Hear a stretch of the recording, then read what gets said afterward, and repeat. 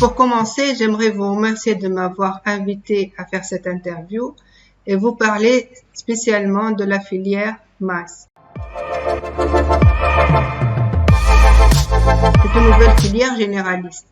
Un étudiant en modélisation va faire de maths appliquées, de l'informatique, de la physique. Et c'est un mélange de tout ça qui va faire que il peut faire de la modélisation. C'est-à-dire qu'il a besoin de la physique pour modéliser un phénomène. Après, des maths appliquées pour pouvoir discrétiser, c'est-à-dire écrire un programme qui peut être programmé sur une machine. Et troisièmement, de l'informatique, c'est-à-dire être capable de programmer.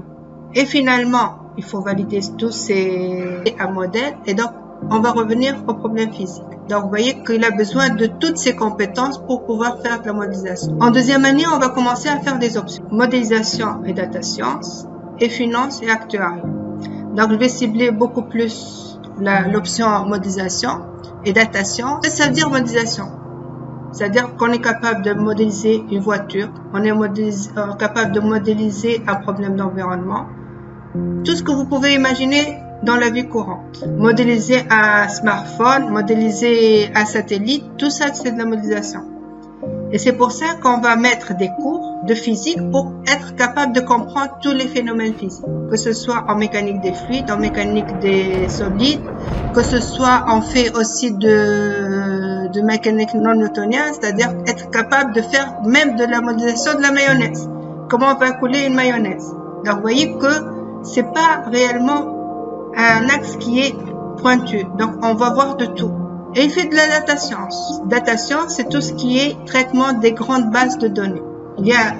C'est de l'informatique. On se dit pourquoi est-ce que l'étudiant qui fait de la modélisation va faire des data science. Mais au fond, l'avantage d'un étudiant de maths par rapport à un étudiant d'informatique, ils font exactement les mêmes cours, mais il a une teinte en plus.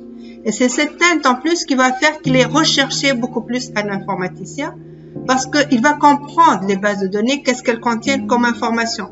Et il va savoir pertinemment quelles sont les bonnes données à choisir, puisqu'il ne peut pas tout traiter. Donc, il faut faire une sélection. Et le fait qu'il a une composante modélisation, c'est-à-dire qu'il connaît les problèmes physiques, il connaît les maths appliquées, il va savoir quel est le meilleur choix possible. Cette filière, il y a un club qui est MASEA. C'est un club où il y a des étudiants de la filière modélisation pour l'industrie et des étudiants de la filière technique avancée. C'est bien qu'il y ait ce mélange parce que ça permet aux étudiants de travailler ensemble, mais aussi d'innover. Et c'est un club qui est très actif. Ils organisent beaucoup de journées. Il y a la journée modélisation et la journée finance. C'est une journée qui permet d'inviter des industriels pour écouter les nouveautés du marché. Et deuxièmement, ils nous donnent leur avis sur cette filière. Qu'est-ce qu'on peut améliorer, qu'est-ce qu'on peut faire de mieux, ainsi de suite. Mais en plus de ça aussi, ils ont les projets. Donc, ils ont des projets qui sont en train d'innover. Et cette activité fait que c'est des étudiants, parce que c'est bien d'être excellent en sciences, mais il faut apprendre aussi à communiquer. Il faut apprendre comment se comporter, comment un autre jour vous allez faire un entretien pour l'emploi. Et c'est ces activités des clubs qui vont les préparer à tout ça. Et qui vont donner donc des étudiants qui sont excellent sur le plan scientifique, mais aussi excellent sur le plan communication. Maintenant, la question qui se pose, pourquoi vous allez venir faire maths? Qu'est-ce qui va vous attirer? Premièrement, c'est l'emploi. Avec la filière maths, on est sûr d'avoir un emploi dès que vous sortez. C'est une filière qui est en ce moment très recherchée sur le marché de l'emploi.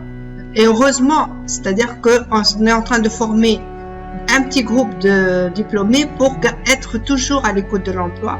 Des plans d'études sont toujours mobiles. On est en train d'écouter le marché et de voir de quoi le marché a réellement besoin, quelles sont les nouvelles compétences qui viennent de sortir et nos diplômés sont toujours à la pointe de ces compétences. Et c'est ce qui fait que ces étudiants sont très recherchés sur le marché de l'emploi.